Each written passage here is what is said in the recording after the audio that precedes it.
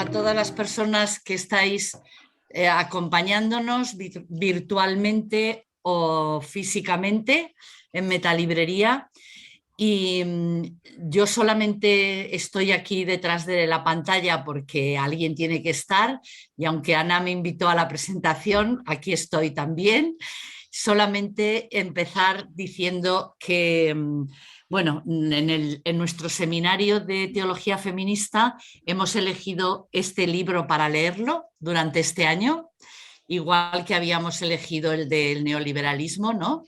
Pues este año vamos a leer este libro de Ética para Celia, y solamente quería empezar esta presentación leyendo el prólogo, que me parece que es justamente la voz que nos das a todas las personas que vamos a leerlo, ¿no? Este libro está dedicado a mi comunidad, la humana. Traigo un cuaderno de quejas y espero que se puedan resolver rápido. La gente tiene una vida que vivir y el planeta se está calentando. Con mucho cariño, Ana.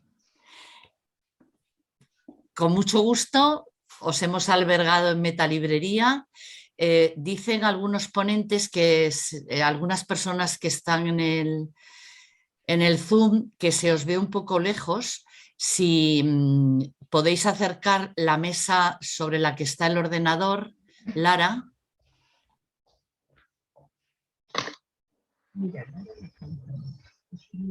Tú dirás. Sí, vale, creo que mejor. ¿Ahí? Creo que muy bien. Bueno, Juan José Tamayo va a hacer de moderador, como si fuera el editor de la obra, aunque el editor nunca aparece, y a mí me gusta que los editores estén, porque bastante hacen los autores con escribir un libro, pero no siempre es fácil contar con ellos, ¿no? Entonces empezará, creo, Juanjo Tamayo, después Ana, después Concha Roldán y luego Ana. El mismo Juanjo va a presentar a las ponentes, ¿vale? Muchas gracias. Buenas tardes, ya casi buenas noches a todas las personas, todas las mujeres, creo, el único hombre soy yo, o hay alguno más, que habéis decidido venir a esta casa que nunca como hoy tiene su verdadero nombre, que es la Casa de la Filosofía. Porque claro, estamos ante dos maestras de filosofía, pero no maestras como simples educadoras o formadoras, sino maestras de filosofía en el sentido que daba Kant al profesor de filosofía. Decía Kant, ¿qué es un profesor de filosofía? No el que enseña la historia de la filosofía, sino que es el que enseña, en este caso, las que enseñan a pensar. Y tengo que decir también, con absoluta satisfacción y orgullo, que entre los alumnos o los estudiantes que ellas tienen y que son de los que son maestros, pues yo me incluyo pues desde una relación de hace 20 o 25 años. Mi comienzo de relación con Ana y con Concha se inicia a comienzos del siglo XXI. Y lo que tienen en común, pues estas dos amigas, estas dos maestras, maestras vuestras y también maestras mías, es que son filósofas feministas españolas, pero con un horizonte mucho más amplio que la propia nación o que el propio país. Entonces yo voy a hacer primero una breve presentación de cada una de ellas, y luego, con el permiso de la moderadora o de la coordinadora o de la jefa de esta sesión, pues también me gustaría decir un par de palabras sobre el libro, ¿no? Primero, la presentación de Concha Roldán. Primero, decir que es una entrañable amiga, que es una colega con quien vengo compartiendo, y recientemente lo hemos hecho también a principios, a la vuelta del verano, pues he compartido escenarios de diálogo y sobre todo es una estrecha colaboradora de esta casa. Dictó un magnífico seminario de 3 sesiones sobre Leibniz, que, bueno, pues porque Leibniz no se deja representar físicamente, pero si no, cuando aparece Concha, pues tendría a su lado a Leibniz, porque es, yo creo, una de las mejores conocedoras y una de las más auténticas intérpretes, ¿no? Ella se declara además de la primera modernidad, que es un término que utilizó Leibniz y que luego hizo suyo Kant, ¿no? Y luego destacar también una función y un papel importantísimo suyo que le limita, a mi modo de ver, otra serie de trabajos en el ámbito literario, que es la dirección del Instituto de Filosofía, del Consejo de Investigaciones Científicas. Ya tiene, me parece, 13 años de dirección de este instituto y, claro, pues es uno de los más prestigiosos del campo de la investigación filosófica en España, ¿no? Y en ese sentido, pues también, y es importante en la línea de su magisterio, la presidencia que tiene de diferentes asociaciones y comisiones que fomentan las investigaciones científicas y algo muy importante, amigas, y es que ella promueve y defiende y además milita en favor de la enseñanza de la filosofía en la ESO, en la educación secundaria, que a mí me parece que es un trabajo excelente, ¿no? Sobre todo por las dificultades que tiene de convencer pues, a los políticos, incluidos los políticos supuestamente progresistas, para que la filosofía tenga un lugar importante, fundamental en la enseñanza secundaria, ¿no? Y luego destacar también como otro elemento que promueve la vinculación de la filosofía con la calle. Concha es una mujer investigadora en el Consejo, pero al mismo tiempo con unas antenas perfectamente levantadas para la realidad que se vive en la calle, ¿no? Y en ese sentido, pues yo creo que uno de sus grandes aciertos es vincular la filosofía con la sociedad, ¿no? Y sobre todo fomentar esa conciencia cívica crítica. Y ya finalmente destacar algo que pertenece pues a su genealogía desde la época de estudiante de la carrera de filosofía, que es su especialización. Concha tiene un campo de especialización del que se sale con frecuencia, todo hay que decirlo, pero mejorando ese campo de especialización que es la filosofía moderna, la ilustración alemana, con especial atención a Leibniz, la ética y la filosofía política y los estudios de género. Y luego, como todos y todas, pues tiene también sus referentes intelectuales. ¿Y quién ha aprendido por ciencia infusa? Absolutamente nadie, ¿no? Y esos referentes intelectuales pues son figuras de una relevancia extraordinaria en el campo del pensamiento y de una influencia importantísima en toda esta trayectoria de los últimos 30 años del feminismo en España, ¿no? En concreto, Celia Amorós, Amelia Valcárcel, Victoria Camps y un filósofo fallecido hace 2 o 3 años que ha jugado también un papel muy importante en el Instituto de Filosofía, que es Javier Muguerza. Me dejo muchas cosas en el tintero, Concha, te pido disculpas, pero este es el perfil que yo quería marcar, sobre todo un perfil que en el caso de Ana voy a hacer lo mismo, que es de aquellos aspectos de su vida y de su biografía intelectual y vital que más me vinculan con ellas, ¿no?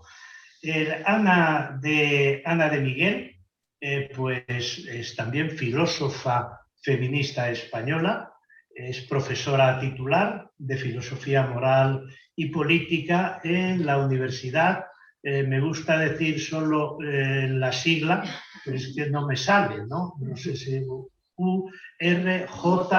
Mira, qué bien queda, URJC. URJC, prefiero utilizar la sigla, aunque me trabe porque bueno, pues me da verdadero pánico. Gran universidad, ¿eh? Una gran universidad a pesar del nombre, ¿no? Y quería destacar 3 o 4 aspectos de la figura intelectual y del perfil académico de Ana de Miguel. La primera, las investigaciones sobre feminismo, marxismo y socialismo. Estamos hablando de la década de los 90. Fíjense que es el momento cumbre de la crisis del marxismo. Yo recuerdo que en aquella época se hablaba de la muerte de Marx, pero resulta que Marx había muerto y nadie quería recibir el pésame. Incluso marxistas de épocas anteriores decían, no, yo no tenía nada que ver con el marxismo. E incluso, ¿qué pasaba? Que ibas a las casas de estos amigos marxistas de toda la vida y los libros de Marx y sobre el marxismo estaban colocados en el anaquel más alto de su biblioteca. Bueno, pues ahí es donde me parece que es una de las grandes aportaciones de Ana trabajando este tema. En concreto, 2 grandes mujeres, ¿no? Muy desconocidas y olvidadas, Alejandra Kollontai y Flora Tristán. Otra de las mujeres que tiene un nivel intelectual muy superior al que se le puede presentar como una simple activista, ¿no? Y bueno, en ese sentido, pues me parece que una de las grandes aportaciones de Ana en este campo es la recuperación de la tradición feminista del marxismo. Claro, en los esquemas o en los patrones sobre el marxismo se dice el marxismo es antifeminista. Pero eso es una simpleza, ¿no? Y eso es un signo de ignorancia. Y todo hay que decirlo, que en relación con el marxismo la ignorancia en este país es enciclopédica, ¿no? Y se queda todo reducido a eslóganes. El segundo aspecto de este itinerario, de este perfil intelectual de Ana, es sus investigaciones y su vinculación con el feminismo y la ilustración. Y aquí aparece una de las grandes figuras de la filosofía feminista, que es Celia Amorós, con quien ha hecho el camino pues, durante 3 décadas. Ciertamente, desde la década de los años 90. Y creo que se trata del periodo más fecundo desde el punto de vista académico y literario, ¿no? Primero, con su participación en el seminario Feminismo e Ilustración, luego un seminario reconvertido en el proyecto de investigación Feminismo, Ilustración y posmodernidad, y luego todo el curso de historia de la teoría feminista, que luego ha sido recogido en 3 volúmenes. Son, de verdad, os invito, si no queréis leer este libro, que tenéis que leerlo, lógicamente, que para eso estamos aquí, para convenceros de que lo leáis, tampoco puede faltar de vuestra biblioteca estos 3 volúmenes, estos 3 tomos que se titulan Teoría feminista de la ilustración a la globalización. ¿Por qué? Porque fijaos que en estos 3 volúmenes lo que están haciendo Celia y ella es la reconstrucción de la genealogía feminista. La genealogía feminista como teoría crítica de la filosofía y de la sociedad patriarcales, ¿no? Y el tercer aspecto que me interesa destacar es en la etapa en la que actualmente se encuentra, desde hace 9 o 10 años, pongamos 2012, que es aquella en la que centra sus estudios, y en este caso ya son estudios de acceso mucho más asequible a la ciudadanía, a las personas interesadas por el tema, que es esa propuesta de claves para comprender cómo se reproduce la desigualdad social sexual en las sociedades formalmente igualitarias. Ahí está el libro, no sé si ya en la 20ª edición, del neoliberalismo sexual, porque yo de un día para otro, cuando intervengo y hablo de Ana, pues tengo que consultarle si es la 5ª o la 11ª edición, lo cual pues yo creo que refleja claramente esta idea que yo estaba manifestando, ¿no? Que es las claves para esa comprensión de la reproducción de las desigualdades sexuales en sociedades formalmente igualitarias, ¿no? Y todo en el marco de la violencia de género y con dos campos que ella trabaja y que ella además dirige a las investigadoras y doctorandas, que son sobre la prostitución como escuela de desigualdad humana y sobre la pornografía. Últimamente intervine como suplente en el tribunal de una tesis doctoral de una doctoranda, ya doctora, de Ana de Miguel, que la tuvo 3 o 4 años dedicada a la pornografía. Y sobrevivió y además hizo una tesis realmente extraordinaria.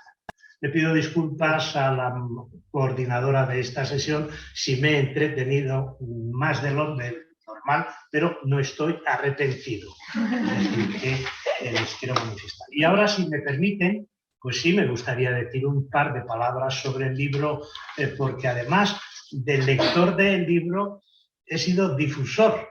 He sido difusor, como ella sabe. Participé en un congreso en Mérida este año, en el mes de verano, y me llevé 4 o 5 libros para difundir la obra, ¿no? Bueno, pues creo que eso me da derecho pues, a decir un par de palabras del libro. Y comienzo estas palabras con este texto, que no sé si vais a identificar. La educación de las mujeres debe ser relativa a los hombres, hacerles la vida dulce y agradable. Estos son los deberes de las mujeres en todo tiempo y lugar. Fijaos que esto es una verdad absoluta, una verdad divina, ¿no? Y para lo que deben ser educadas las niñas desde la infancia.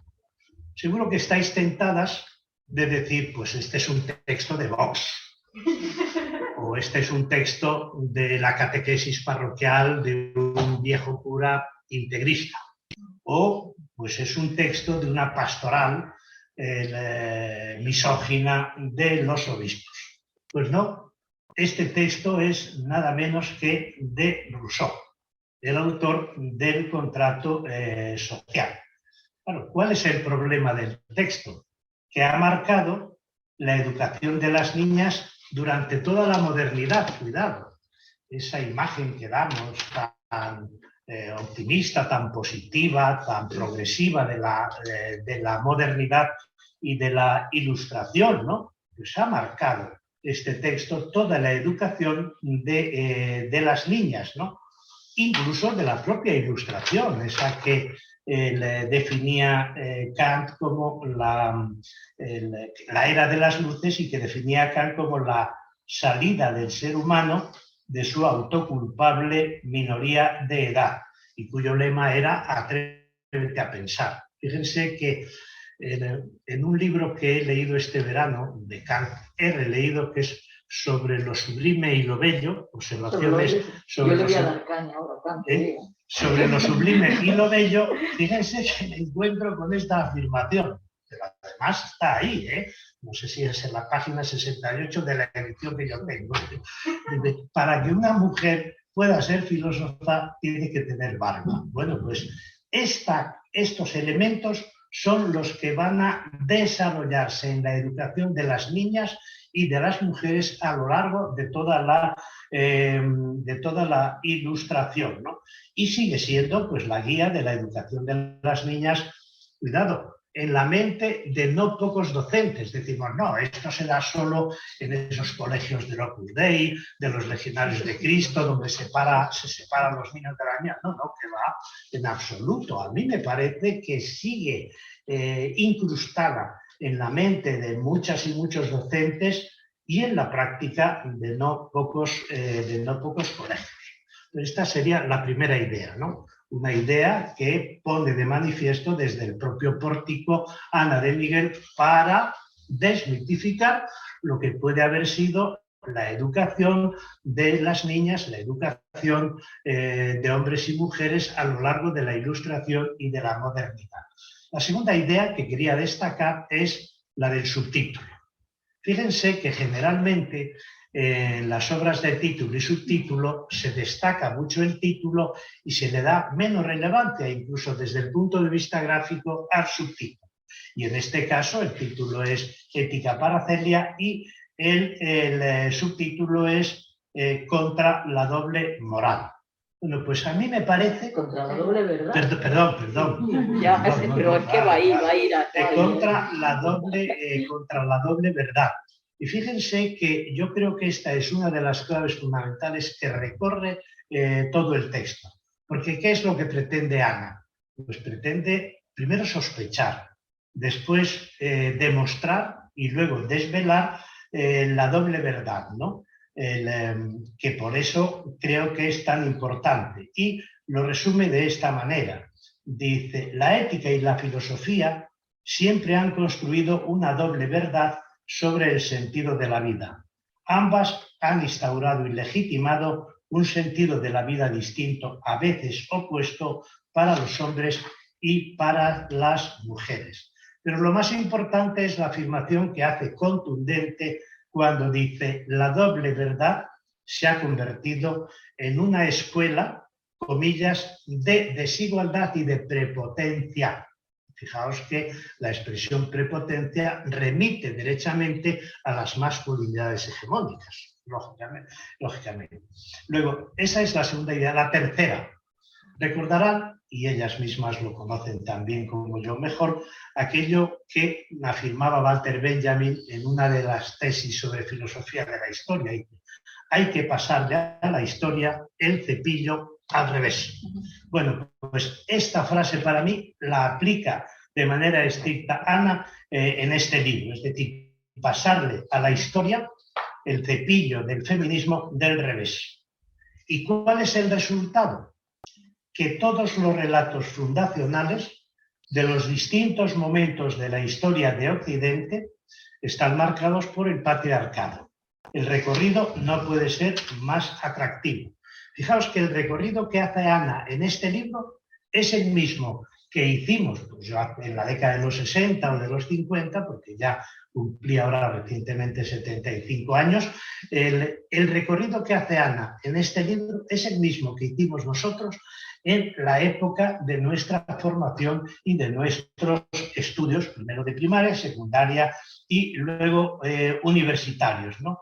Grecia, Roma, el medievo, la modernidad, la edad contemporánea, pero con otra perspectiva. ¿Cuál era nuestra lectura? No la veis. Quizás vuestra lectura ha sido también similar, ¿no?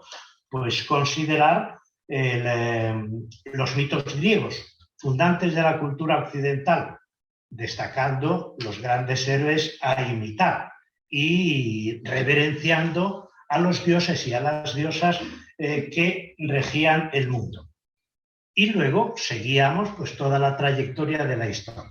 Entonces, este libro va a seguir ese mismo itinerario, pero claro, con una diferencia radical. Por ejemplo, cuando habla de dioses y de diosas en la mitología griega, dirá la característica fundamental es que dioses y diosas tienen una característica masculina, ¿no? Y me ha encantado, y lo he citado varias veces, incluso creo que lo cité en el curso este que dicté con Concha sobre ciencia y religión, la identificación que hace de Zeus. Permitidme nada, es una línea, le llama el superdios. Y además utiliza una expresión muy de los jóvenes, ¿no? Dice, era un pichabrava. Fijaos, dice, casado con Hera, a quien ponía los cuernos constantemente. Y se atreve a llamar a Zeus el dios violador, que se metamorfoseaba para acceder al cuerpo de las mujeres. Pero eso mismo, de pasar del cepillo del feminismo a la historia del revés, es lo que va a hacer, por ejemplo, con la Ilustración. Hay un libro que yo edité en Tirando Blanca, reedité hace 2 o 3 años, que se llama Crítica feminista de la Ilustración, de Molina Petit, creo recordar, que yo creo que Ana lo aplica de manera estricta y rigurosa y muy asequible. Entonces, en este momento, y ya con esto termino, en el momento de la Ilustración lleva a cabo 2 operaciones para mí importantísimas, ¿no? La primera, la crítica feminista de la Ilustración, y la segunda, la recuperación de la Ilustración feminista olvidada. Es otra de las expresiones. Hay un libro que es, me parece, La Ilustración olvidada, que es una serie de textos de ilustrados e ilustradas del siglo XVIII que recogió en un libro que se ha reeditado últimamente de Alicia Puleo. Bueno, pues esto es lo poco que yo quería decir, primero de mis 2 entrañables amigas como filósofas y maestras que enseñan a pensar, feministamente en este caso, y las 2 o 3 ideas que quería transmitiros de lo que yo he percibido del libro, que he leído con verdadero interés y además disfrutando muchísimo. Así que muchas gracias por estar aquí y por acompañarnos, y pues tenéis la palabra. Gracias.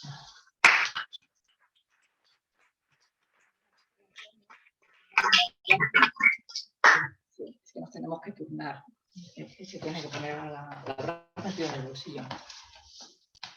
Muy bien, buenas tardes. Entonces, bueno, tengo que empezar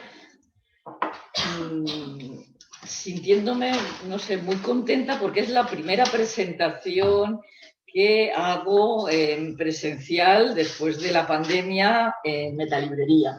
Entonces, bueno, estoy muy contenta de volver aquí y agradezco mucho a Ana que me haya vuelto a invitar porque ya hemos presentado el libro una vez y también me invitó para ello. Y si me concentro. Nada, tú. Sí, nada, sigo. Entonces, bueno, como hemos empezado, que quiero agradecer a Juanjo también la presentación. Y claro, quería decir que este libro, primero, yo voy a intentar no destripar el libro, porque claro, las que no lo hayáis leído, de lo que se trata es de que lo leáis. Y creo que, aparte de ser un libro muy sólido, cuenta de una manera muy amena la filosofía y tiende ese puente, ¿no?, con lo que son cuestiones fundamentales para la vida y también para un público, que puede ser un libro que podéis también recomendar a un público más joven. O sea, aquí veo que sois jóvenes, pero para adolescentes. O sea, en principio también es un libro que en tu mente también para adolescentes ya mayores, o sea, quiere decir, pues eso, de 18 añeros, o sea, jóvenes, pero más jóvenes incluso de los que estáis aquí. Y creo que es porque es una época también, Juanjo, entre las cosas que me ha presentado es lo del activismo en defensa de la filosofía, porque creo que es justo cuando se está terminando también el bachillerato, pues desgraciadamente no se enseña en el currículum la filosofía que debería enseñarse para hacer más apetecible lo que es una historia de la filosofía. Yo es que, vamos, recuerdo, estás enseñando a personas de 16, 17 años la crítica de la razón pura, así como caída del cielo, como tú dices, como los hongos jovesianos.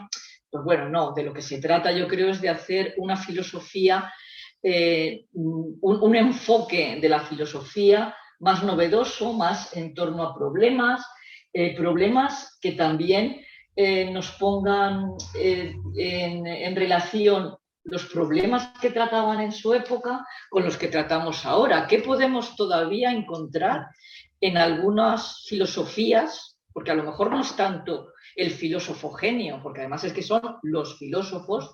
Ahora estamos luchando porque haya filósofas en el currículum. Aquí tú y yo a veces discutimos un poco, estamos de acuerdo en el fondo, porque yo siempre digo, o sea, no se trata tanto de que decir paridad, 5 filósofos y 5 filósofas. Es que con 5 y 5 tampoco estamos enseñando lo que es una historia de la filosofía de varios siglos, ¿no? Que la historia de la filosofía, sobre todo occidental, pero que muchos de nosotros intentamos también poner en relación, como hemos hecho en el curso este que has dicho también de ciencia y religión, que tenía que ver religión y pensamiento en general, porque por eso nos habían invitado también a nosotros, ponerlo en relación con lo que es otras filosofías, otras formas de pensar orientales. No es lo mismo, además, en las formas de pensar orientales, un pensamiento el pensamiento, digamos, del mundo árabe que el pensamiento del mundo chino o el mundo o japonés, porque es que si nos ponemos, digamos, a hacer disquisiciones es muy diferente y no lo conocemos más que un poquitito.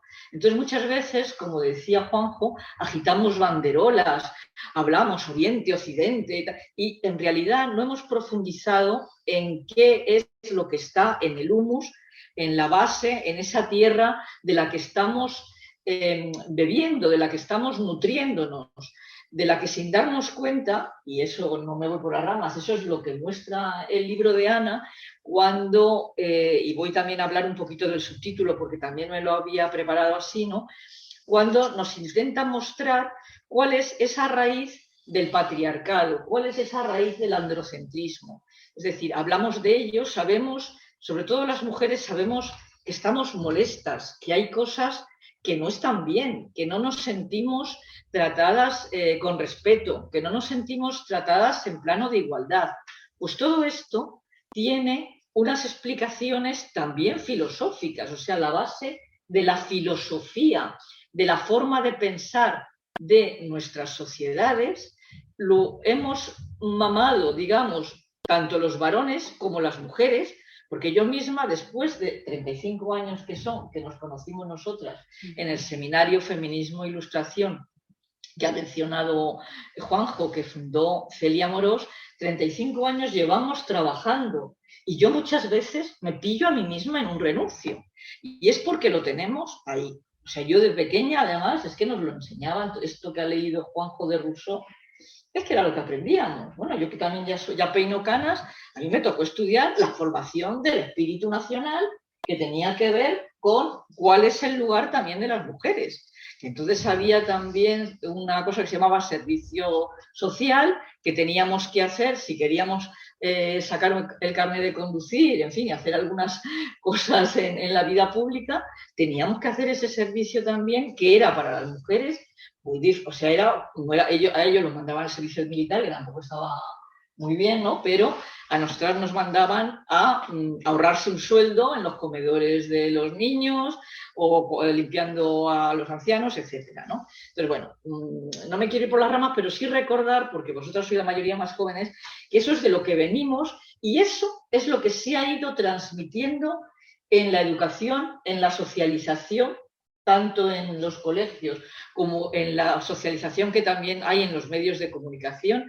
Todo eso se transmite y el libro pretende, yo creo, desmontar eso, o sea, darnos unas claves para que podamos darnos cuenta, si muchas de nosotras ya nos hemos ido dando cuenta de cuestiones concretas que están ahí y que tienen que ver con la filosofía. Decía yo que Juanjo había dicho un gazapo porque había dicho el subtítulo de la doble verdad, que había dicho la doble moral, pero es que es así. Claro, es que la doble verdad es la doble moral, es decir, hay dos varas de medir, una para los varones y otra para las mujeres.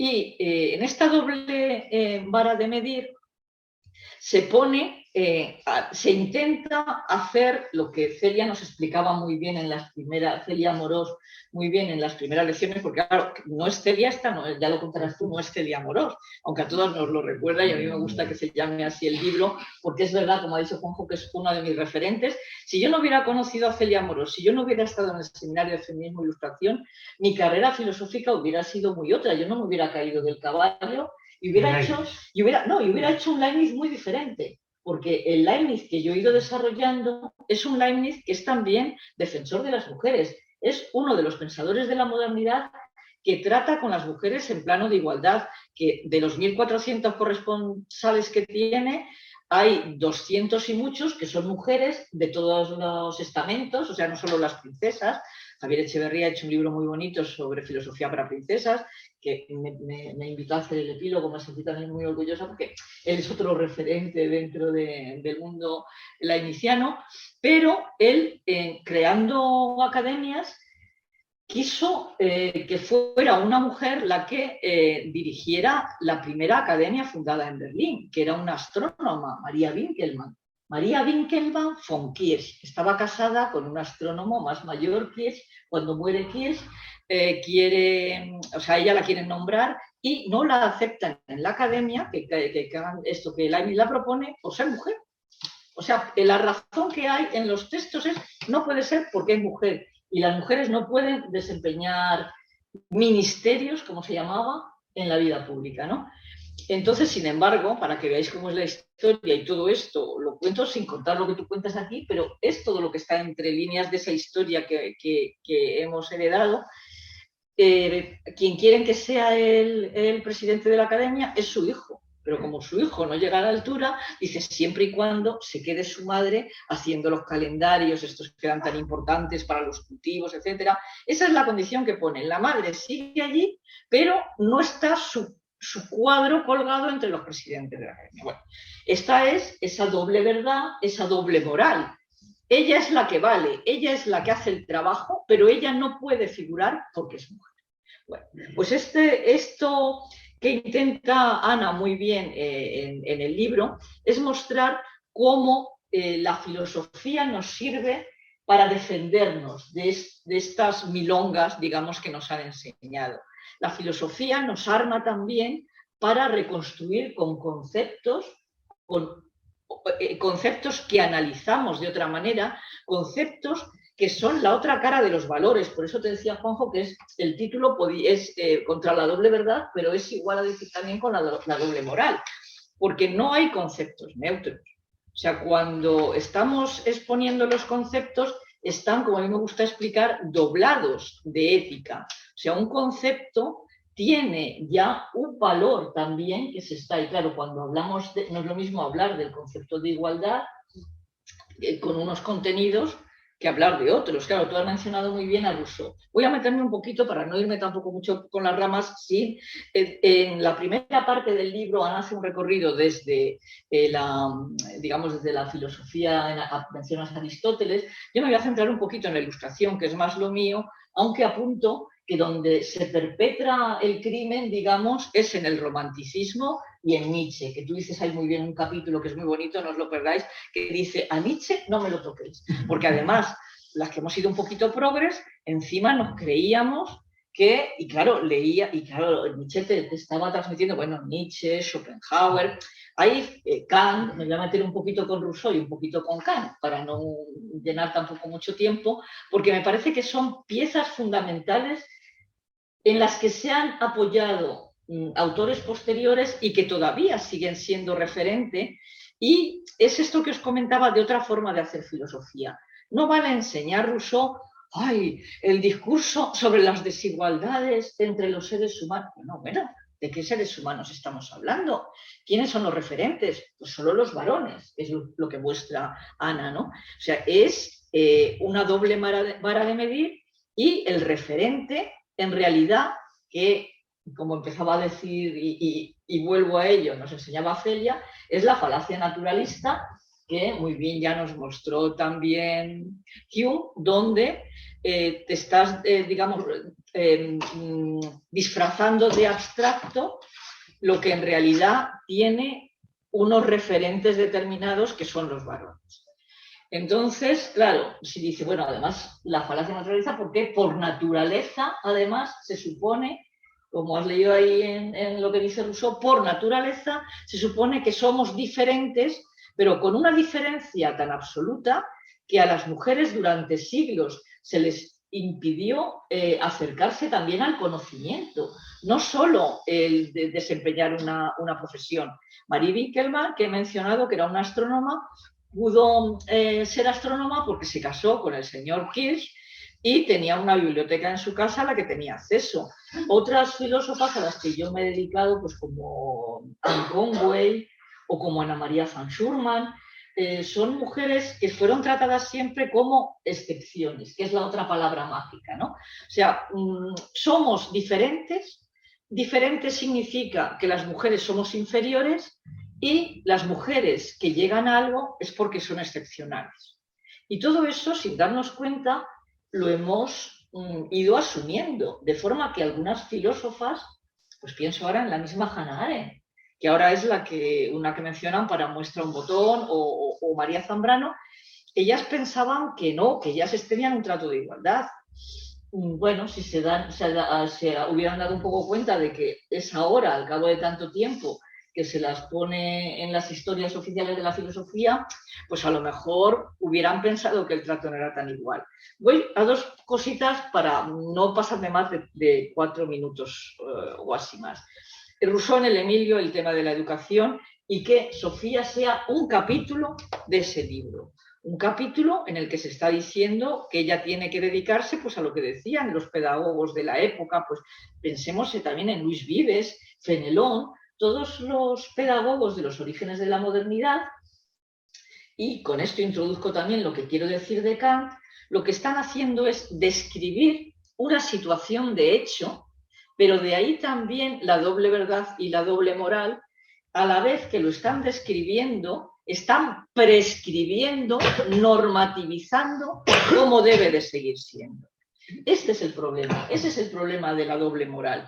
No que se describa lo que hay, porque claro, si solo describimos lo que hay, pues las mujeres sacamos consecuencias. Ahí están Olympe de Gouges, ahí están Mary Wollstonecraft, que empiezan a defender los derechos de las mujeres, los derechos de las ciudadanas activas.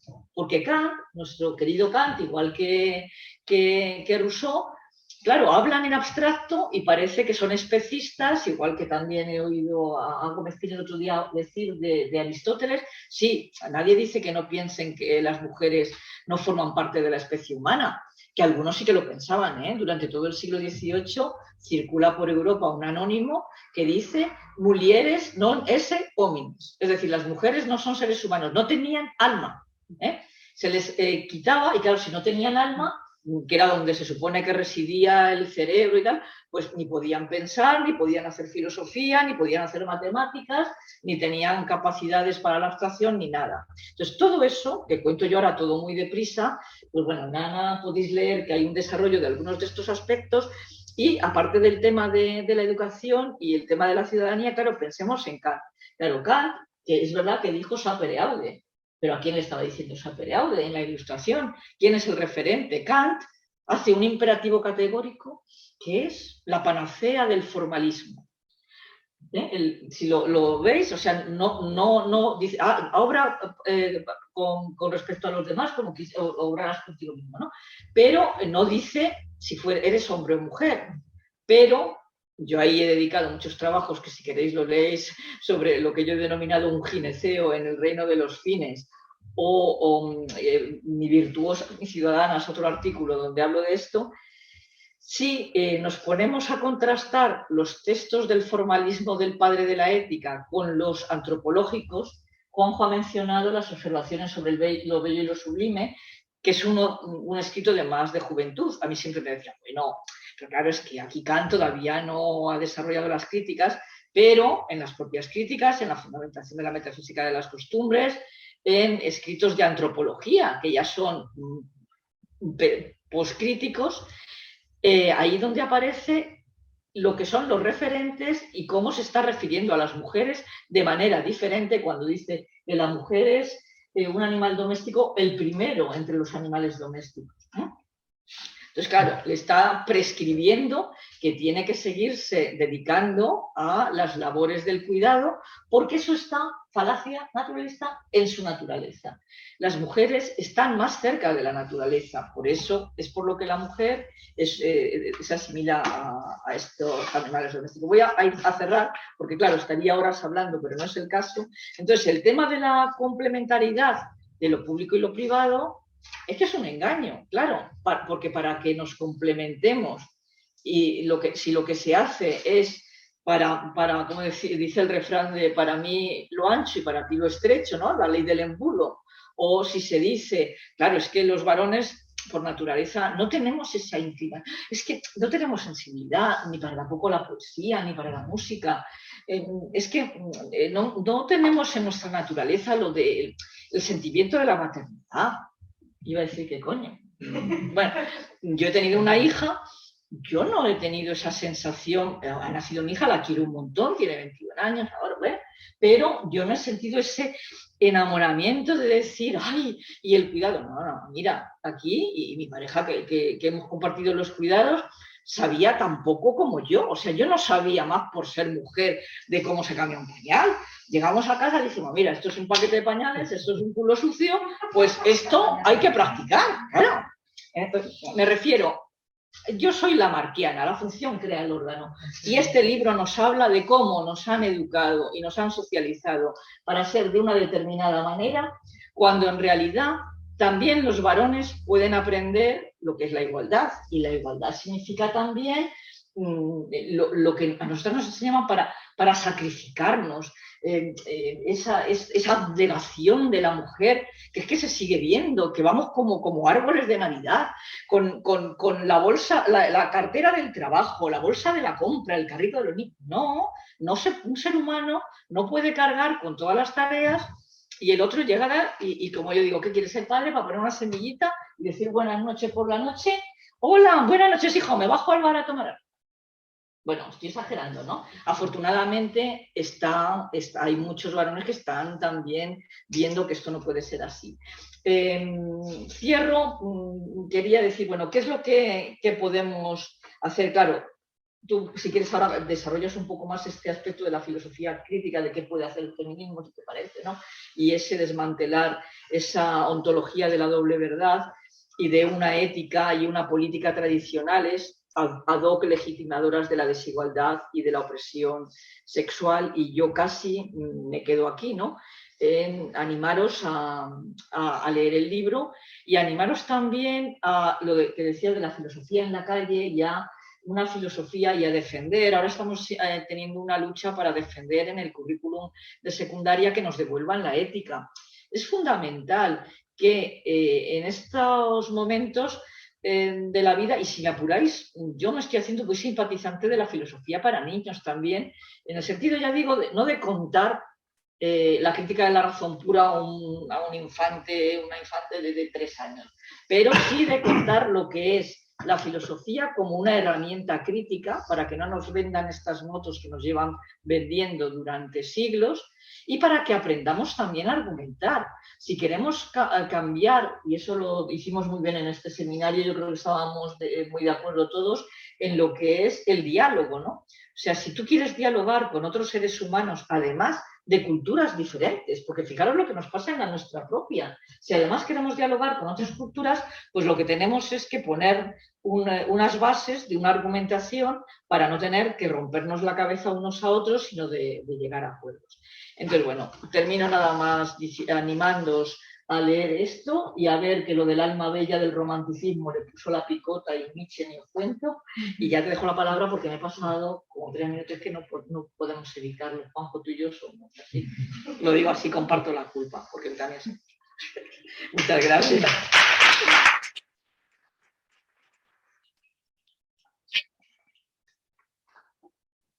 Hola, buenas tardes. Bueno, pues primero quiero dar las gracias de verdad a Juanjo y a Concha, 2 grandes pensadores, 2 amigos, eso está claro también, a Margarita, que es la que coordina todas estas presentaciones, a la librería. Quiero darle las gracias en abstracto a la librería porque poner, bueno, a la librera por supuesto también.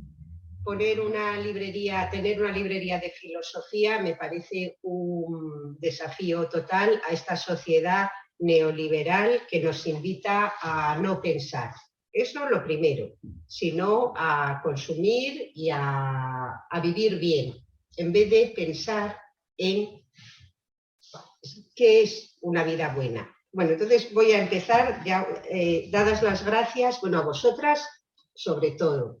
Porque, fijaros, hace años me acuerdo en actos de feminismo, bueno, hace años, igual hace 20 años, y igual estábamos varias personas de diferentes áreas y siempre había como una queja, que era, pero ¿dónde están las jóvenes? Digo, pues mira, aquí están.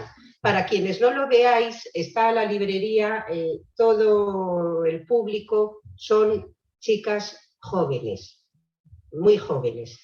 Entonces, bueno, ya os explicaréis luego por qué estáis aquí. Si la generación anterior a la vuestra no estaba. Eso nos resulta muy importante porque nosotras tenemos que pensar sobre lo que vosotras nos digáis. Si algo hace falta es que hablemos las diferentes generaciones. Porque a veces se habla de el feminismo nuevo o el feminismo moderno frente a un feminismo tradicional o clásico. Y yo siempre digo que el feminismo no es ni viejo ni nuevo, es lo contrario de la ignorancia y lo contrario de la injusticia. ¿Por qué estamos aquí? ¿Por qué estamos aquí? Pues estamos aquí porque tenemos una vida que vivir. Eso está muy claro. Tenemos aquí porque tenemos una vida que vivir y nos damos cuenta que la filosofía es en parte darse cuenta de algo que tenemos cerca o algo que nos está perturbando, que nos está molestando, algo que no nos parece que sea como nos dicen, pero no sabemos identificarlo bien. La filosofía es sentarse a pensar, porque es reconocer que para vivir tenemos que sentarnos previamente a pensar cómo queremos vivir y si vamos a poder hacerlo en esta sociedad. Las feministas hace 300 años, 200 y pico, ¿qué es lo primero que hicieron? Sentarse, pensar y decir, esta sociedad no nos gusta. A estas alturas del siglo XXI, fijaros lo que yo al escribir el libro, que me he ido quedando como pasmada, porque cuando escribes un libro es verdad que no sabes dónde te va a llevar. De lo que me he ido dando cuenta, no sé si estaréis de acuerdo, pero no es ya de que esta sociedad no me guste y por tanto, bueno, pues llevo toda mi vida intentando cooperar a cambiarla, sino que es que este mundo no lo hemos hecho las mujeres. Es que la realidad, tal y como yo la veo ahora, es que este mundo no es nuestro, no lo hemos hecho nosotras. Alguien podría decir, bueno, pero los hombres concretos podrían decir, yo tampoco lo he hecho, a mí que no me miren, y de hecho nos lo dicen continuamente, dicen, no, yo no he sido, el not all men, el no todos los hombres, no, yo no he sido, a mí no. Bueno, pues entonces vale, como no todos los hombres empíricos y concretos han sido, voy a recurrir al viejo truco filosófico de toda la historia de la filosofía, este mundo le ha hecho el hombre.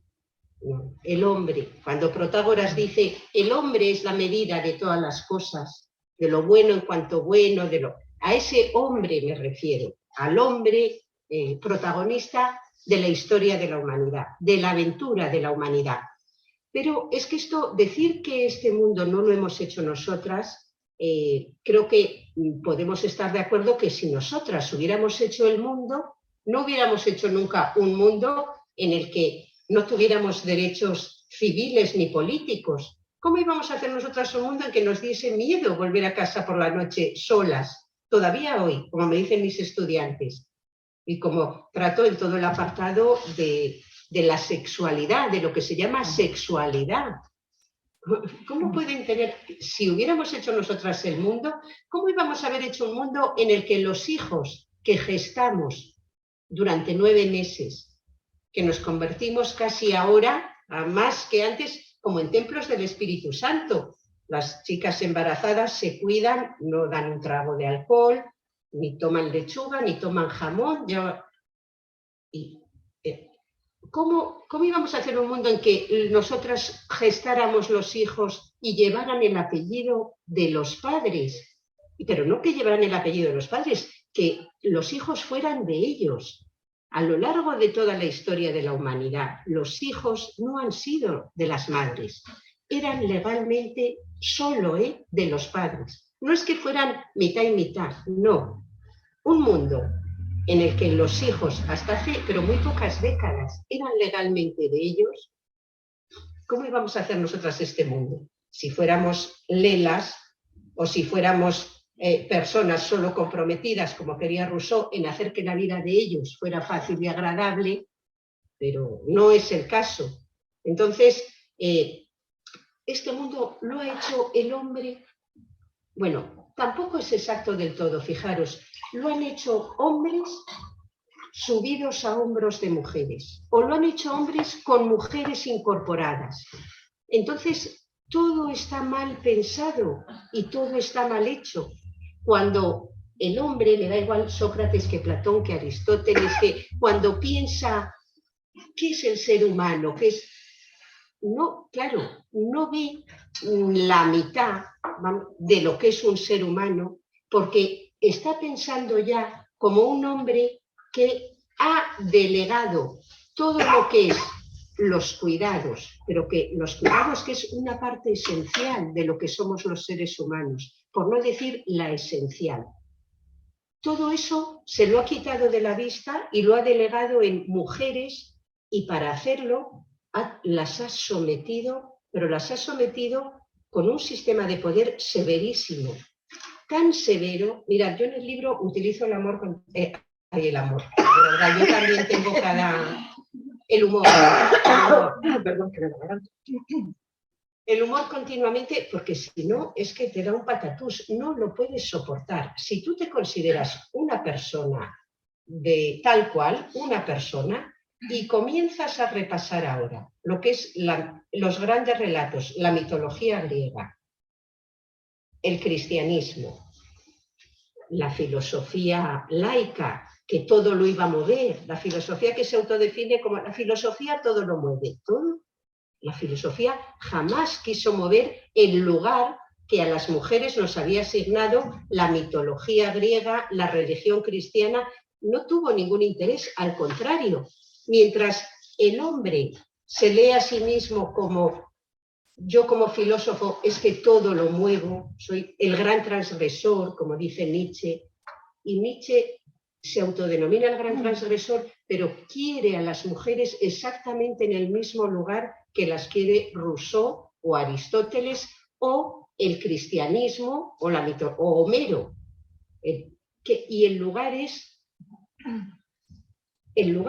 de un sometimiento casi absoluto para que los hombres, subidos a nuestros hombros, puedan soñar qué es la vida humana, cuál es el sentido de la vida. Y, de hecho, fijaros, la primera tesis que recorre todo el libro, la principal, que por supuesto tiene que ver con esa doble verdad, pero es la de que la humanidad, nosotras, hemos conseguido un gran progreso científico y técnico. Que nos estén escuchando vía este ordenador, encima tan pequeñitos, es que ¿dónde vamos? Este progreso técnico, vamos a centrarnos, fijaros, somos los seres humanos que venimos de un proceso de evolución, al fin y al cabo, de una célula. Ahora estamos aquí. Estamos aquí y el progreso tecnológico ha sido asombroso. Lo hemos hecho nosotros. Bueno, el progreso artístico, vamos a ponerle más ahí, bien asentado en la tierra, sabiendo bien la tierra que pisamos, para poder dar una patada, si hace falta. Bien, o para que no nos tomen el pelo más. Ahí lo ponemos firme, un punto de apoyo. Darme un punto de apoyo y mover el mundo. Por eso tenemos que pensar y no dejarnos llevar por eso de donde el corazón te lleve. Un libro que se publicó hace unos 30 años, igual no habíais nacido, donde el corazón te lleve. Vendió millones de ejemplares. Todavía era la época de millones de libros vendidos en toda Europa. ¿Quién creéis que compraba ese libro? Donde el corazón te lleve.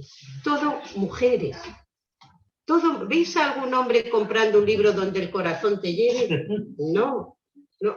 Tenemos que dejarnos llevar por la razón. Por eso nos tenemos que sentar y pensar. Y escribir y debatir y hablar. Si nos dejamos llevar por el corazón, nos va a llevar directamente al núcleo del patriarcado, a hacer la vida de los demás fácil y agradable. No, las reglas del método son las mejores amigas de las chicas y no los diamantes, como dice la canción. en la que siempre confundiéndonos. Bueno, vuelvo a la tesis que recorre todo el libro. Como humanidad hemos tenido un gran progreso científico y técnico, ahí está, es asombroso, ¿no? Ahí están unos señores multimillonarios que quieren hacer ahora viajes espaciales turísticos. Bueno, que quieren, no, que lo están haciendo, porque ellos son así. Lo sueño, lo quiero y lo termino haciendo. A costa de quien sea, la humanidad desangrándose con unas inmigraciones como, bueno, que las ha habido siempre, pero ahora lo vemos todo, vemos la desigualdad enorme que inunda el mundo. Y mientras unos multimillonarios presumiendo, además, a todo presumir de cómo se gastan el dinero, de sus Ferraris, de sus viajes espaciales, y esto es intolerable, pero es que hemos tenido un gran progreso científico y técnico y un gran progreso artístico, si queréis, porque todo esto del viajar y el turismo, ¿para qué es? Para ver todo este arte que hemos hecho la humanidad. A ver la Capilla Sixtina, es una masificación, ya bueno, la pandemia algo ha acabado, pero ves la Capilla Sixtina en compañía de masas y masas de personas de todo el planeta que están viendo cómo Dios es un señor con barba. ¿Pero cómo? Pero, Juanjo, ¿se manifestó alguna vez en forma de zarza ardiendo? Figura en la Biblia. ¿Cómo saben que la zarza ardiendo resulta que ocultaba a un señor mayor con barba? Y que, vamos, unos relatos intolerables. Y que encima está allí en la Capilla Sixtina creando a otro hombre, a un tal Adán. Bueno, es luego que se encarna en la tierra en otro hombre, en Jesús. Alguien puede decir, pero son relatos fundacionales del pasado, pero si celebramos las Navidades cada año y cada año repetimos, oyendo de turistas, vemos y lo ven los niños y las niñas y todo el mundo que Dios, que es lo más, Dios es el concepto supremo de todo. Si hablamos de moral, lo más moral. Si hablamos de potencia y capacidad, omnipotente. Lo sabe todo, y ese concepto lo identificamos con un varón. A mí que no me hablen luego de empoderamiento femenino o de llevar en una camiseta, porque los grandes relatos identifican todo lo bueno y lo valioso con los hombres. Hemos tenido un gran progreso artístico. Ahí está la octava sinfonía, está la música, la literatura. Yo la literatura me encanta. Leo esos libros, digo, qué maravilla. Es que además no podría vivir sin leer. La Ilíada que está ahí de Homero, o leer a los rusos del siglo XIX. Vamos a ver, pero no hemos tenido, esto es una hipótesis que recorre todo el libro, un progreso moral comparable de ninguna de las maneras. Todos los problemas de nuestro mundo actual, por decirlo así, con énfasis, vienen de que hemos tenido un gran progreso científico y artístico, pero incomparablemente no ha habido un progreso moral que lo acompañe. Y nos podemos preguntar, ¿por qué? Bueno, pues el libro lo que va a plantear es que la humanidad tiene un desequilibrio enorme debido a eso, y la falta de progreso moral viene de ese desequilibrio. Tiene un desequilibrio o tiene, voy a ir a coger la metáfora de Nietzsche, tiene un hedor de los orígenes, de cómo se ha llegado a conformar todo ese progreso científico y técnico, tiene los pies de barro o está todo podrido en el origen. Porque de ese progreso científico, técnico y artístico han sido protagonistas ellos, porque a nosotras sencillamente nos prohibieron protagonizarlo. ¿Dónde nos prohibieron? Que es muy fuerte. Nuestros hermanos, nuestros padres, nos prohibieron estudiar física, nos prohibieron inventar, ser Arquímedes. Entonces, todo lo que tenemos de progreso tecnológico tan relacionado con el desarrollo armamentístico. Pero si ya hace 25 siglos, ¿qué hacían los reyes? Llevarse a un técnico, a un científico con ellos para que fuera inventando nuevas formas de conquistar más y mejor, con mejores armas. Invéntame la catapulta, invéntame el aceite hirviendo, invéntame una forma mejor, máquinas de matar más perfectas o de defenderme. ¿Dónde estaban las mujeres? Estaban en un sistema de dominación que sí, definimos algunas sociedades como sociedades que eran guerreras, pero si ninguna mujer guerreaba, no se las dejaba, se les prohibía. Pero bueno, esto, o sea, una sociedad es guerrera y a la mitad de la población ni le enseñan a defenderse ni a conquistar. Es la mitad de la población que hemos resultado ser nosotras y que da pena reconocerlo, pero no pasa nada, porque tenemos que tener los pies en el suelo. Como dice el caradura, de Levi-Strauss, ahora el gran antropólogo, la civilización comienza con el intercambio de mujeres. Yo, una tribu de aquí, mira, yo te paso mis mujeres, mis hermanas o mis hijas para que se casen con los tuyos y tú me pasas las tuyas. Y con el intercambio de mujeres todo es el propio proceso civilizatorio. Nos vamos a civilizar, la civilización comienza ahí. ¿Por qué? Bueno, porque para empezar, hasta ahora éramos enemigos, pero como ahora yo te he pasado las mías y tengo aquí ahora somos parientes. Por eso es el sistema de parentesco. Somos parientes. ¿Cómo define a las mujeres? La mujer es el regalo más valioso que le puedes hacer a la tribu del frente. Y además, fíjate, de paso la prohibición del incesto, porque el intercambiar mujeres va a ser posible porque, como dice el gran antropólogo, un varón va a decir esto: me autolimito el derecho a follar a mis hijas con tal de que tú te lo limites también, el de la tribu del frente. Con esto, con el tabú del incesto, pues nos ponemos límites y humanizarse es ponerse límites. No os quepa la menor duda. Vivimos juntos.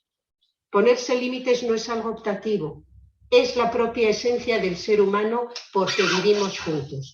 No es optativo. ¿Y por qué me tengo que poner límites? Si no quieres ponértelos, vete a una cueva a vivir, ahora con el wifi si quieres, te lo pones, o te vas a una isla, te vas. Pero aquí, para vivir y humanizarse significa ponernos límites. Pero ese progreso moral, fijaros, ¿cómo podemos en una cultura? Es que, ¿creéis que cuando se explicaba a Levi-Strauss en clase, levantaba la mano el regalo más valioso y decía, oiga, pero ¿y qué pensaban los regalos? Pero nos está usted contando que el intercambio de mujeres, que son el bien más valioso. ¿Por qué? Porque dan hijos, además, dan la riqueza crucial de la sociedad. Sin hijos, una sociedad se extingue. Ah, no, que es la rémora que tenemos. Es que las mujeres, claro, como han tenido la rémora del embarazo toda la vida, el bien más valioso. O sea que hemos sido objetos claramente conceptualizadas como objetos en un pensador que marcó toda la antropología. Pero no penséis que escribía en el siglo XVII, escribía en el siglo XX. Y que lo tenía muy claro, porque el señor, cuando se intentó que entrara una escritora por primera vez en la Academia Francesa, se opuso, diciendo, no se cambian las reglas de la tribu. Firmado el bien reconocido y alimentado miembro de la tribu, porque tenía como 70 premios de todas las universidades del mundo. Estaríamos un libro así con los premios que recibió, por explicarnos a todos que las mujeres son el regalo más preciado. Pero es que Nietzsche dirá, la mujer es el juguete más peligroso. Luego me dicen, pero ¿a qué os referís con esto de que estáis cosificadas? Digo, pues mira, juguete, regalo, si te parece poca cosificación, horno. ¿Qué mundo habríamos hecho nosotras? Pues la verdad es que no lo sabemos, porque no lo hemos hecho nosotras. El mundo lo han ido haciendo personas que tenían todo el tiempo del mundo para hacerlo, para soñarlo, para pensarlo, para escribirlo, todo el tiempo del mundo. Personas que consiguieron la dimensión del ser humano que tenemos de elevarnos por encima de nuestra condición animal, de ser autoconciencias, de saber que tenemos que tener un proyecto de vida, dar sentido a nuestra vida. Las personas que se elevaron como Ícaros, cogieron el lado más trascendente de la humanidad, lo pudieron hacer porque se desprendieron literalmente de lo que podemos llamar, bueno, en el libro yo lo llamo así, de la insoportable pesadez del ser. Ellos se quedaron con la insoportable levedad del ser, levitando a hacer música, levitando a pintar, levitando a escribir libros de filosofía, levitando a, pues, me voy a conquistar las Indias, levito, me voy a ver la ruta de la seda, a ver qué pasa por allí. El ser humano es tan inquieto. Porque habían fijado con un pegamento de estos a las mujeres, a una silla, a una cama, y no nos dejaban movernos, para que las mujeres hayamos cargado con la insoportable pesadez del ser. ¿Sabéis que cuando hay personas enfermas y mayores que necesitan que otra persona les esté cuidando las 24 horas del día? ¿Sabéis que yo conozco mujeres que estás con ellas y están con la cabeza? Los problemas de mi hijo pequeño, los problemas de mi hijo mayor, no sé si voy a llegar, cómo me voy a tomar una caña, me la tomaría, pero es que mi madre está enferma, es que mi hermana, mis amigas, es que esto es la insoportable pesadez del ser. Que no nos vengan a decir que cuidar es maravilloso, porque nosotros lo sabemos muy bien, no hace falta que nadie nos lo diga, que nos lo dicen siempre los que no han cuidado en la vida, que cuidar es maravilloso, pero callaros un poco, por favor, y poneros a cuidar, y dejar de ir dando conferencias vosotros diciendo ahora que cuidar es maravilloso o que el feminismo es cuidar. Pues cuida tú, que nosotras eso ya lo sabemos por demás. Como decía la gran Celia Morós, nosotras queremos lo que no tenemos, no lo que tenemos por demás. ¿Cómo vamos a reivindicar de lo que tenemos taza y media? No, 24 tazas. Vamos a ver, ¿de qué material está hecho el ser humano? Si queremos vivir una vida buena, ¿de qué material está hecho el ser humano? Pues de dos materiales fundamentalmente. Bueno, en el libro lo desarrollo con lo apolíneo y lo dionisiaco, pero voy a ser aquí pues más breve. Estamos hechas de dos materiales. Necesitamos seguridad. El ser humano, si algo necesita, es seguridad, para apoyarse firmemente sobre esa seguridad y luego, si acaso, volar. Pero sin seguridad no somos nada. ¿A qué ha servido toda la tecnología que hemos inventado? El fuego, la rueda, lo de matar. ¿Qué nos ha dado? Seguridad, porque el ser humano es un ser muy desvalido y está lleno de miedos. Pero esto desde la noche de los tiempos y hoy también. Cuando tenemos miedo, pues es que es normal, porque el ser humano tenía miedo. Pero entonces eso aguzó también todos nuestros sentidos para ir creando. Mira, con el fuego ya no tengo tanto miedo a los animales, porque cojo y a ellos les da miedo el fuego y a mí no, porque le controlo. Con mi cabeza sé que si no me acerco no me quema y ya está. La cesta, un vaso para llevar agua a los niños. Seguramente las mujeres inventaron tantas cosas. ¿Cuántas no habrán inventado las madres que tenían 2, 3, 4, ya 8 cachorritos y el mandato y el deseo de que sobrevivieran? Nos han hecho ver que el lenguaje lo inventaron los varones al ir a cazar, para ponerse de acuerdo a ver cómo cazaban el mamut. Tú allí, y querían decir, uy, tenemos esto, como es un acto de cooperación, cazar el mamut entre todos, pues así evolucionó la inteligencia de los varones solo. Porque nosotras he de daros la noticia de que para Darwin no evolucionamos. No, que los protagonistas fueron ellos con esto de la caza. Pero hombre, ¿no sería mucho más sensato e inteligente pensar que si tú te tienes que comunicar con unos seres menores y ves que se están yendo al río directamente a ahogarse, si ves que no comen nada de verde, solo mamut, que no comas tanto mamut que te va a hacer daño, come verde. ¿No sería mucho más probable que nosotras inventáramos el lenguaje al intentar que nuestros hijos sobrevivieran? Ellos estaban de caza todos, se ve que todos, detrás del mamut. Lo que sí sabemos es que tardaban 3 o 4 semanas, igual volvían y no habían cazado ninguno, o se habían quedado por ahí, inventando la astronomía nos han tomado el pelo miserablemente, pero así, miserablemente, y con buena conciencia, porque como se lo contaban todo entre ellos en los sitios que nosotras teníamos prohibido estar, bueno, no puede ser, porque este mundo no lo hemos hecho nosotras, pero necesitamos seguridad y no la tenemos. Este mundo nuevo neoliberal, del que os digo que mucho progreso científico, técnico y artístico, pero muy poco moral, ¿a dónde nos está llevando? A que cada día mis estudiantes y mis jóvenes, porque ya no sé cómo llamarlas, ven que se les hunde el suelo, cada vez tienen menos seguridad. Yo ya sé que siempre voy a ganar una M, como que en uno de los países más ricos del mundo, como es el nuestro, además, algo está totalmente podrido en nuestra sociedad. Y es que nosotras no hemos podido configurar el mundo. Y que no han configurado hombres, ni siquiera hombres que tienen mujeres sobre las que sujetarse y conseguir toda la seguridad. Porque yo sé de hombres que mientras al mismo tiempo que tienen un bebé recién nacido y están con su orquesta sinfónica en una gira de 6 meses o que están jugando al fútbol en el justo momento en que nace su hijo número 3, porque tienen muchos hijos los futbolistas, con todo el cariño. ¿Cómo es posible ese? En el libro me lo pregunto, digo, Muso, dínoslo tú, danos tú, susúrranos al oído el secreto. ¿Cómo puede Charlotte, el Charles Chaplin, haber creado toda esa obra y haber tenido, no sé, 20, 30 o 40 hijos? 8 o 9, estoy exagerando. Susúrranoslo al oído, el secreto de la humanidad y de la realización. ¿Cómo pueden los hombres crear tanto arte, tanta ciencia, tanta técnica? ¿Cómo pueden crear el Google, el Facebook?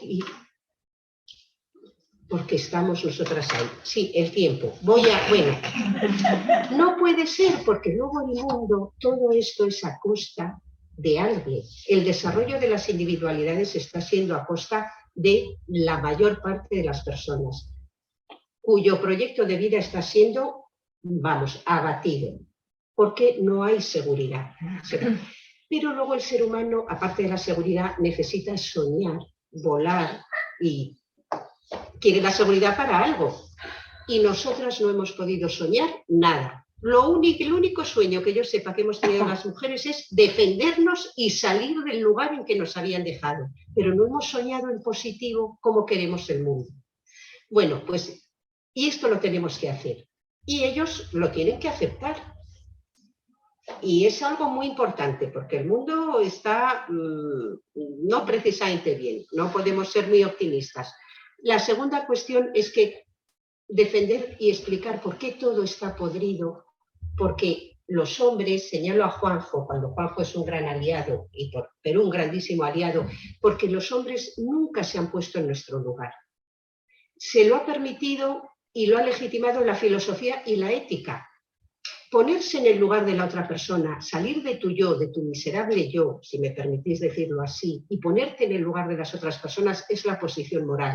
Todos los filósofos legitimaron que el hombre bueno, moral, se pone en el lugar de otro hombre, nunca en el de una mujer. Por eso la violación sexual y la prostitución son posibles, porque de alguna manera toda nuestra cultura les sigue mandando esta norma que tienen profundamente interiorizada. No te pongas en el lugar de ellas, ponte en el lugar de tu deseo. Y esto es una corrupción total de todas las relaciones humanas.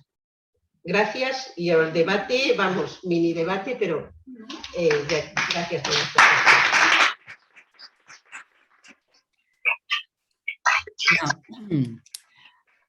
Ana, ¿me oís? Sí. Vale. Yo tengo 3 o 4 palabras de la gente que está por Zoom, si tomáis nota, y luego la gente que hay ahí delante, ¿vale? Para que los que están en las pantallas puedan decir algo. La primera es si la revolución feminista es una revolución pendiente. La segunda, si hablar desde la perspectiva de género no es hacer ideología de género. ¿Y qué piensas del feminismo trans excluyente? Lo estábamos esperando. Y la tercera, ¿cómo mejorar la sensibilización y formación en igualdad? Esto es lo que... A ver... Son preguntas interesantes, pero demasiado... Bueno, demasiado en principio... largas de contestar. Claro. Las apreciamos, Margarita, pero también la gente que está aquí, agradecemos mucho las preguntas y de alguna manera a través de lo que pregunten o debatan las personas que están aquí, yo las voy a tener en cuenta para contestarlas. Sí, es perfecto. Que como al media tenemos que terminar, si es que sí, nos hemos pasado la mesa. Sí. Sí. Levantar, sí. Me gustaría saber si puedes hacer alguna observación. ¿Lo oís allí, Margarita? Sí. Cuidado. Ya te lo traduzco yo a la Observación, sí hablo, sí hablo. Sí.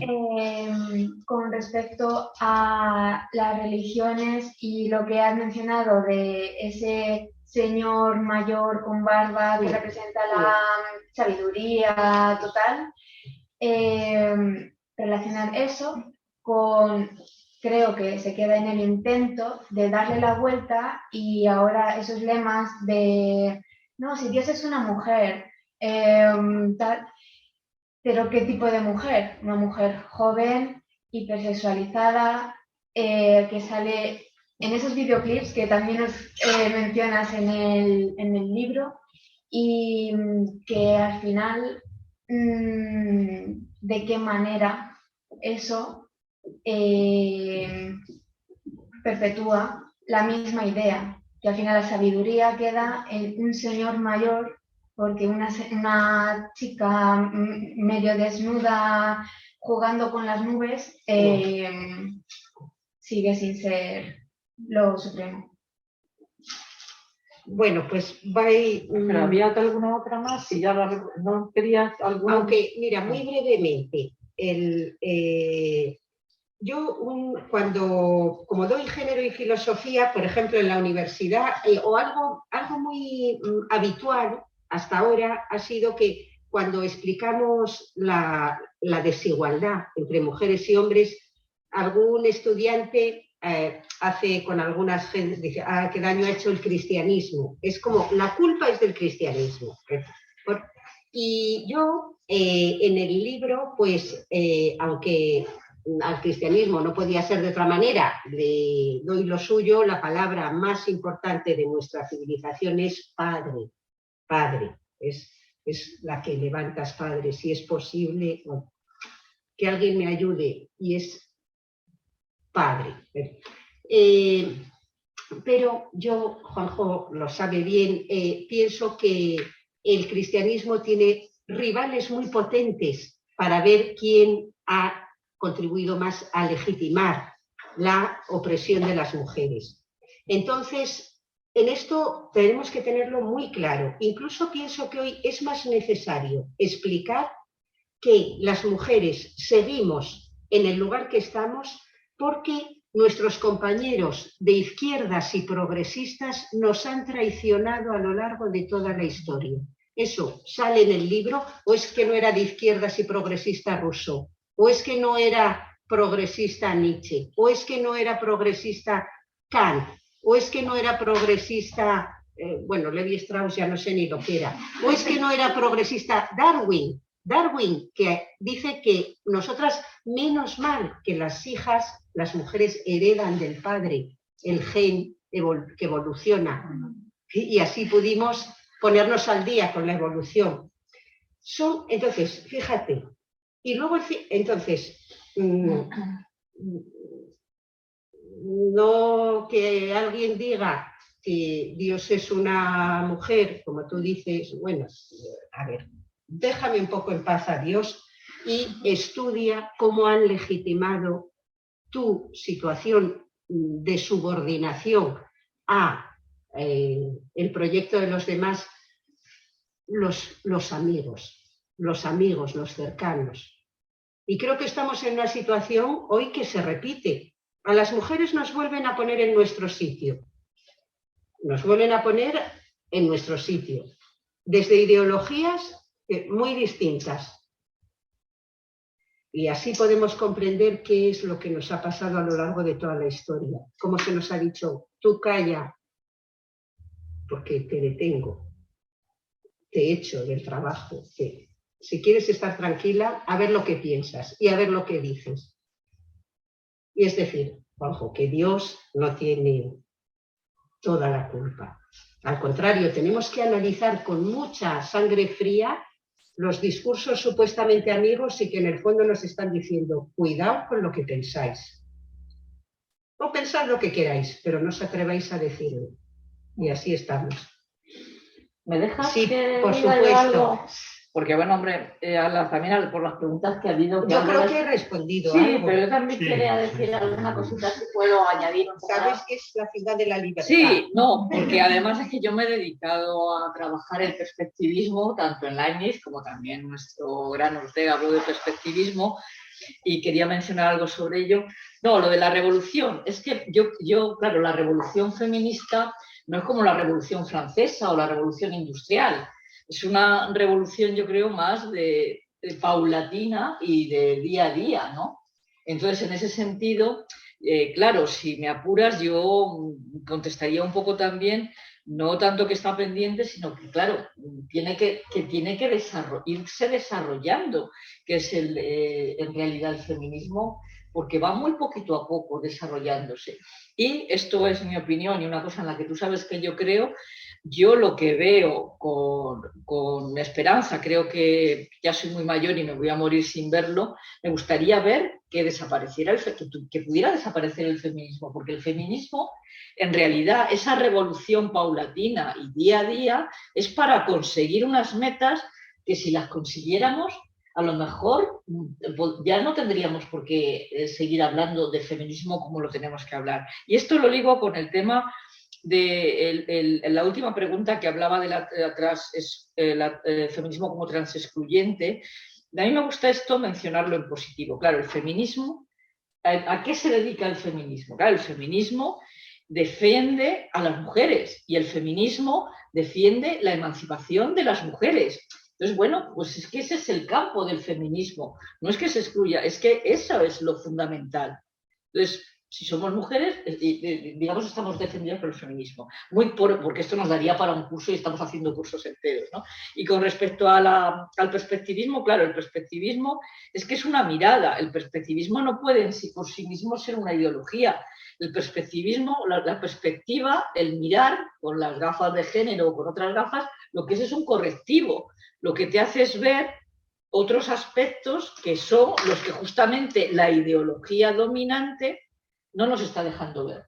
Y bueno, yo era por comentar esto, a ella ya la has contestado yo creo bastante, y por no callar, que es que a mí no me gusta callar ni debajo del agua. Pero yo creo que el feminismo tiene una concepción de la vida buena, luego en positivo. Sí, eso está fíjate, claro, sí, eso, que, exactamente, sí, me gusta verlo así. sí.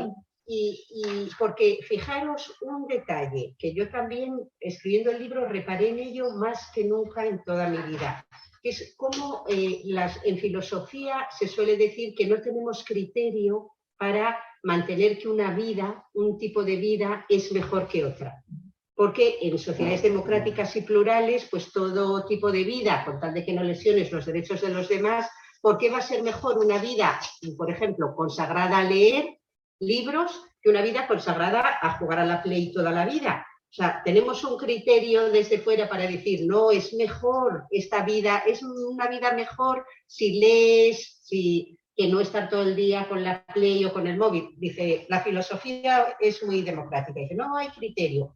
Pero yo creo que las mujeres hemos mostrado que sí hay criterio, porque hace 200 y pico años las mujeres dijeron, no queremos lo que tenemos, queremos lo que tenéis vosotros. Que tenían falta de autonomía. Dijeron, queremos como vosotros, autonomía. y queremos ir al espacio público, queremos hacer deporte, queremos leer, queremos estudiar, queremos participar en política. Entonces parece que nosotras sí hemos vivido orientadas por un criterio de la vida buena. Ellos jamás han querido lo que teníamos nosotras, pero jamás. Llevamos 200 y pico años diciendo que esto es muy bueno, lo que tenemos es muy bueno y muy valioso, que si cuidar a los hijos es maravilloso, si... Y ellos, es que literalmente se han hecho los suecos. O sea, ellos, entonces parece que sí hay un criterio que orienta sobre qué es la vida buena. ¿Me explico? Pues gracias. No. Pues no sé. Margarita, tú mandas. No se que te nos oye. Tenemos que ir. Sí, date voz, no se te oye, Marga.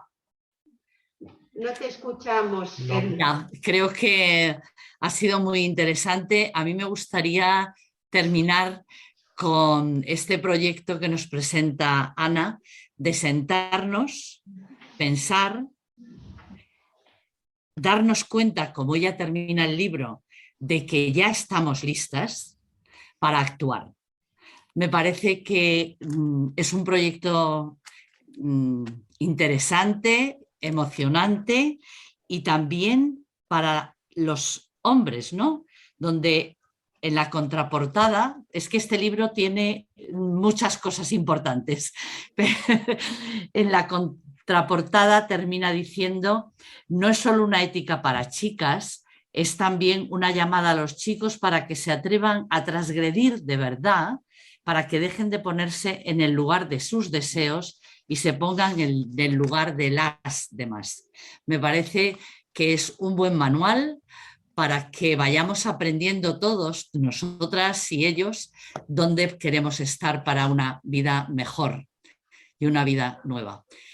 Muchas gracias a Concha, muchas gracias a Juan J. Mayo y muchas gracias a Ana por ocupar este espacio de Metalibrería, que es vuestro espacio también. Muchas gracias, Margarita.